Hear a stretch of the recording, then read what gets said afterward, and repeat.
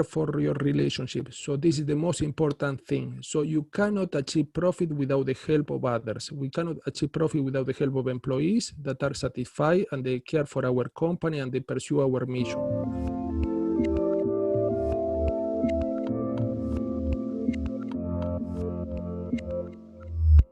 Hey everyone, this is Devin Miller here with another episode of the Inventive Journey. I'm your host, Devin Miller, the serial entrepreneur that has built several businesses into 7- and 8-figure companies, as well as the CEO and founder of Miller IP Law, where we help startups and small businesses with their patents and trademarks. And today we have another great guest on the episode, Bruno, and I'm probably going to kill you or slaughter your last name, Cignacco. That's Cignacco. Cignacco. All right. Okay. We'll just stick with Bruno because I can at least pronounce Bruno all right. But Bruno was a consultant for a period of time for different companies that he'll get into, did some training with those companies and worked kind of what would be the traditional business model over a period of about 20 years or so, and then kind of decided he wanted to switch over to be more of a compassionate model, to where he was transitioned into modeling or consulting and looking at that compassionate model and how to implement that. And so he'll dive into a bit more of how his journey was from the traditional to the less traditional and how we've made that as a focus for him. So with that, welcome onto the podcast, Bruno. Thank you for your invite. I feel very honored and I want to talk about my journey. First off, I want to introduce myself. I'm a consultant for more than 20 years, as you said. I have been advising companies on international marketing activities, more specifically on import and export activities, and also international marketing strategies, for example, how to enter new countries, how to develop, for example, intercultural strategies, how to adapt the product to different cultural and economic environments, and also international market research, also international negotiation with different buyers and importers abroad. But also I was accompanying companies, for example, to trade shows and fairs worldwide.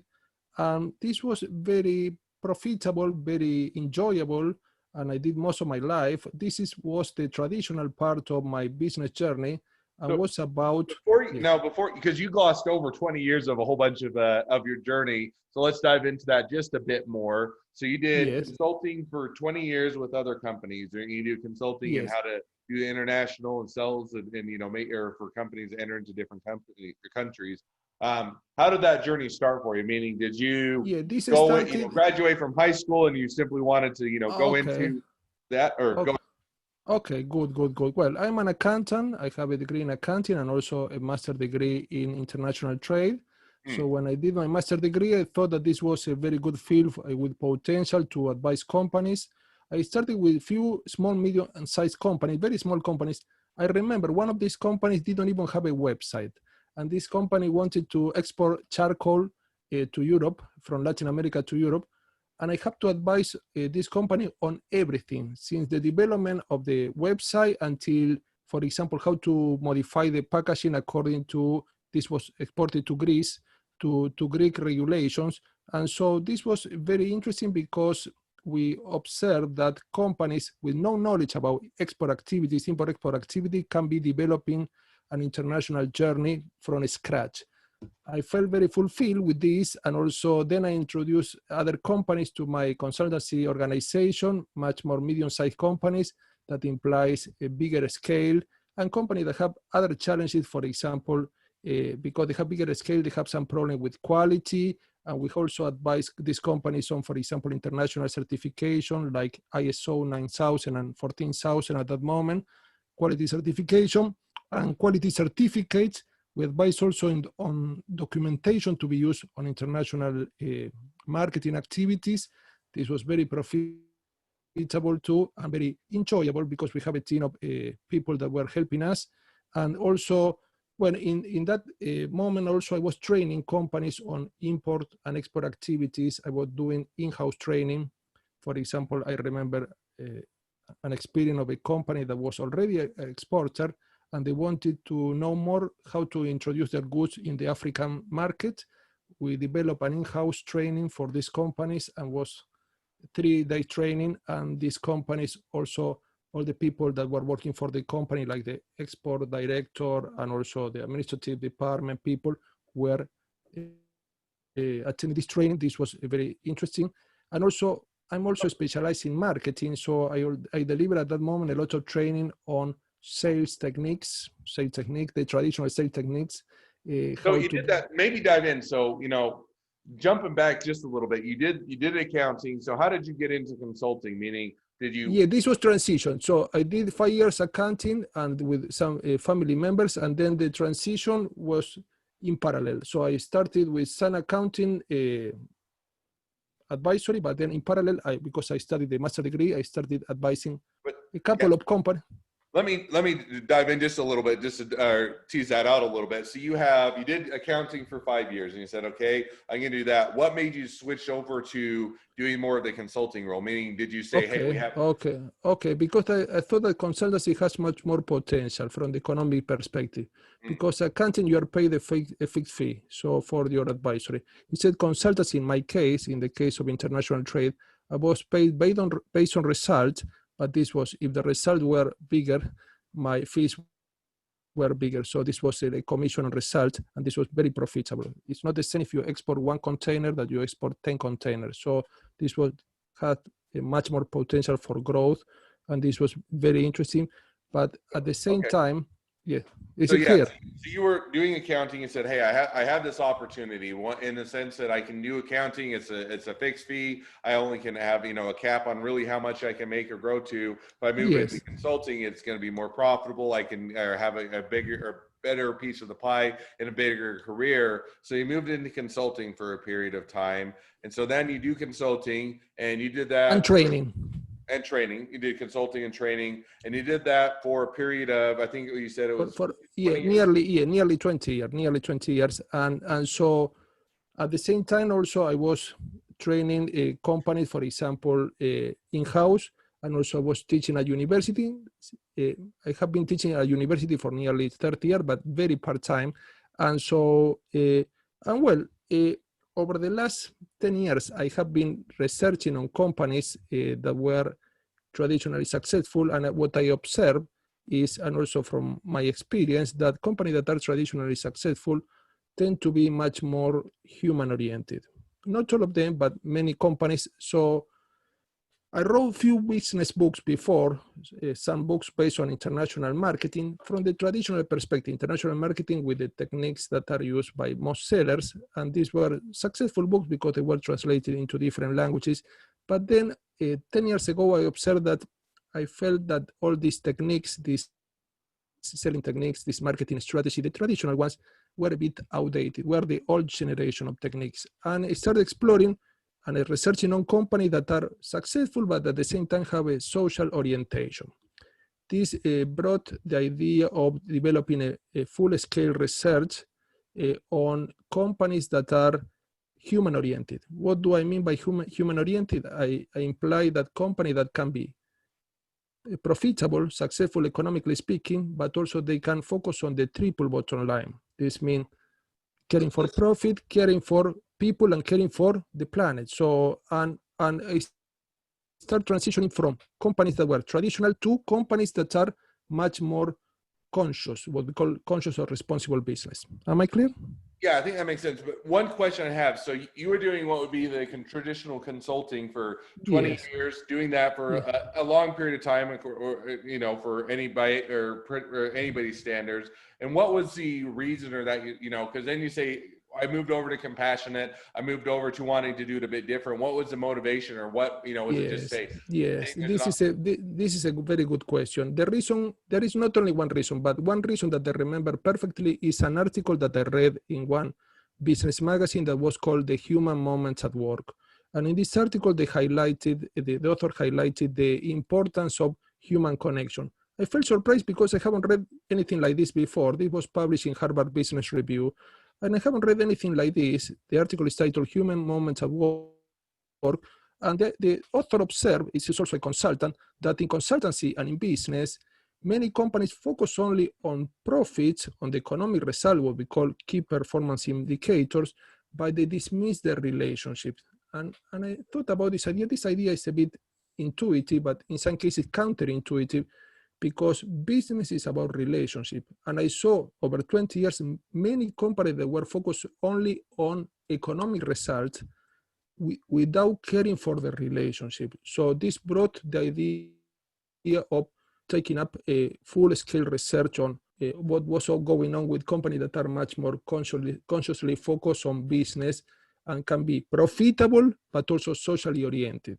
And I saw some companies in the past that were socially responsible, but they were taking this as a separate set of activity. They were not, their mission wasn't socially responsible. Were only few activities, for example, donating some money to specific charities. Let me dive in just real quick, just because part of the thing I'm maybe trying to dive into is, so you read the magazine, you kind of have this realization was that, hey, the next day that I'm going to change my business model and I'm going to do this, was it an evolution, or how did you kind of decide to make that transition as far as I'm doing it the traditional way versus now I'm going to do it a different way? And, because it's an adjustment in a business model, right? You're doing it a different way. You're going to approach it. So how did you make that transition or say, the transition was very gradual, very progressive. It wasn't instantaneous transition like a jumping from traditional business to human-oriented business, but took many years. And also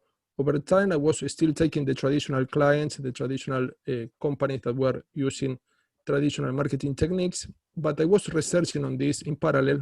As all transition are generally not instantaneous, but take time. But at the same time, I was exploring companies that were much more conscious and conscious responsible business. And I was observing that companies can be, because I tried to convince myself before taking up this type of company, that companies can be both human-oriented and can be profitable. This I can take into account that this was a transition of 3 years of deciding what business model to use, of the old model that was only focused on profits, or the new model that can be focused both on profits and the human relationships. And so, but this also was part of my research, because it wasn't for my research process that this was coronated by my new book, The Art of Compassionate Business. Wasn't possible for me to understand the possibility, the potential that companies have to develop both at the same time being profitable and human-oriented. And also my transition was part of self-reflection. This means that I was understanding that business is about relationship, and the main brick of any business activity is relationship. If we don't care for this relationship, all the other parameters cannot be achieved successfully, because you need people to support you. Another important business author and guru, management guru, Stephen Covey, also oriented me throughout this transition, because Stephen Covey, as many of the listeners will know, he was one of the first ones to observe the interdependence in business. He observed that no company can thrive on their own, because they need the support from other suppliers, customer, community members, and employees. This made me think also that many companies are disconnected from this interdependence by focusing only on profit. And you observe many companies in the past. I give you an example. When I was in the previous period, that companies were trying to get the price as competitive as possible, but then they were, in some cases, exploiting employees. So they were winning on one side, this means getting competitive in the international market, but they were paying pennies to employees, and then the employees were leaving the company because they were not satisfied economically speaking. Diving in, if I can, just a little bit. So now we make this realization, we make this transition, you start to take it in a different direction. So now bringing us forward to today, having done this training, I know that you mentioned at some point you've done books, you've done speaking tours, you've been a lecturer for undergraduates and done other things. So how did you want to do it as the kind of the compassionate business model, and while also being profitable? How have you built a business around that, or how have you actually made this into a profitable living as opposed to just a lofty idea type of a thing?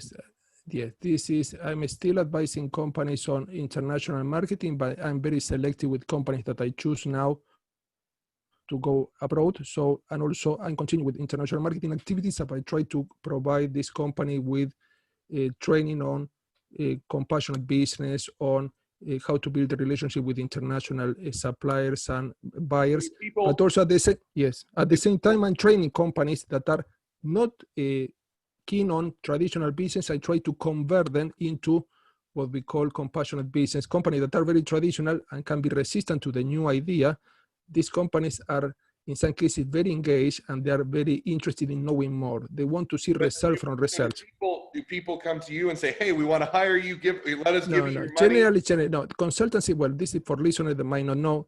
Consultancy generally go by a recommendation, so word of mouth, and also we don't publicize in the newspaper. I'm offering my consultancy services. Probably people know this, but this recommendation. For example, some institution. I train many companies that are in the higher education sector, and this company contacted me, for example, through LinkedIn, or for example, recommendation of other companies that I trained. So it's word of mouth. When you do the good job, companies try to recommend you, and this is like a positive word of mouth. The opposite happens when you don't do a good job. In my case, I try to do the job as responsibly as possible, and also the result and the review from companies are good, and companies, not only they want to know about this new business model, it's not new, but it's not well known, but companies want extensive training. They don't want only a talk in some cases that to introduce the topic, but they want to know how this is backed with research, what are the specific examples of companies that have been successful, and so on. So I feel that is very fulfilling because it's keen to my heart, being a compassionate entrepreneur, and I feel that many companies sooner or later will take up with this trend. So the short answer of that, or the short answer is you do it by word of mouth, meaning that you've been doing this for a long period of time. People refer it over to you, and they'll say, "Hey, we'd like to do this. We'd like to hire you as a consultant. We heard about you from another individual." And it's really been an organic growth as opposed to doing a lot of marketing or otherwise outreach. Yes, and another way that to promote myself is through books. So because some of the CEOs of companies read my books, they are very keen to contact me because they like the ideas that are exposed in the book, so they can contact me because, for example, in my last book, my website is there, so the idea is that it's easy for them to contact me. So I feel that it's interesting I always tell my clients that the promotion, when possible, especially in the case of professional services, should be indirect, shouldn't be direct, should be like, because if not, could be perceived as pressurizing, or could be perceived as hard selling. So compassionate business implies soft selling. Soft selling means being very humble with the promise, being what we call under promise, and then over deliver. Under promise and over deliver. I like this come from a very important management guru that is Tom Peters. And Tom Peters said, never boast about your services, never boast about your product. Customer will know, but then try to surprise customer with some good product, high quality product, exceeding their expectation. And because the training that they deliver exceed the expectation of my clients, they try to recommend to other companies. Okay, no, and I appreciate that. That's an interesting journey. So now, as we start to wrap up towards the end of the podcast, so I always ask two questions at the end of the podcast, and so maybe we'll jump to those now. So the first question I always ask is, so what was the worst business decision you ever made? The worst business decision that I have ever made, I don't regret any, but I will say that I wish that I would have known these principles when I was younger and not when I'm much more mature. There were no mistakes, but I will say probably I wouldn't have taken in the past some clients that were very with little experience, very little experience, so that I have to help them, and this took a lot of effort, but I feel fulfilled of having helped them. But probably I would have been much more selective at the beginning when I started, and to take companies that have at least a minimal experience in international trade. But I don't regret any of my decisions. This is what I have to say. But so probably could have been more picky. You've in the whole expanse of 30 years or 20, 30 years of working, you've never made one bad decision of all of it without all the business? Probably because I wasn't aware of this new business model of conscious business. I don't consider this as a mistake, but probably was not so evolved mindset when I was advising companies on traditional business. Probably I think that I learned over time to improve my mindset, to widen my view, and also become more aware that it's not only about profit, but could be about other aspects like caring for relationship, developing mutually profitable relationship. So I won't call it a mistake.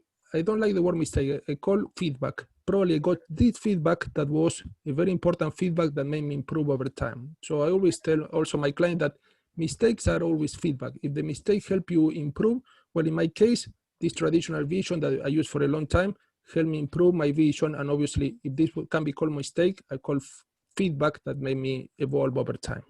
Okay, no, fair enough. So now we'll jump to the second question, which is, so talking to someone that's getting into startups or small businesses, what would be the one piece of advice you'd give them?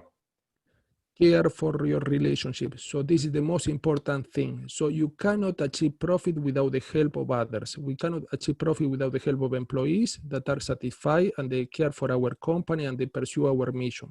But also care, yes, this is a good one. Care for others. I think that's a great point, and I think that fits very well with your message. So as we wrap up, people want to get to know you better. They want to reach out to you. They want to learn about your books, hire as a consultant, or anything or all the above. What's the best way to connect with you? Yes, my website is www.humanorientedenterprise.com, and my book is titled The Art of Compassionate Business, that you can find offline, online, worldwide. Awesome. Well, certainly either go to humanorientedenterprise.com and or the art of compassionate business. I think those are two great ways to find out more and learn more about compassionate business. Well, Bruno, it's been fun to have you on. Never have enough time. Always more to talk about than ever have time to talk about it. But thank you for coming on. Now, for those of you that are listeners, if you have your journey to tell and you'd love to be a guest on the podcast, feel free to apply to be a guest by going to inventivejourneyguest.com. And if you're a listener, make sure to click subscribe so you get a notification of all the new episodes. And lastly, if you ever need any help with patents or trademarks, feel free to reach out to us at Miller IP Law. Thank you again, Bruno. It's been fun. It's been a pleasure. Thank you.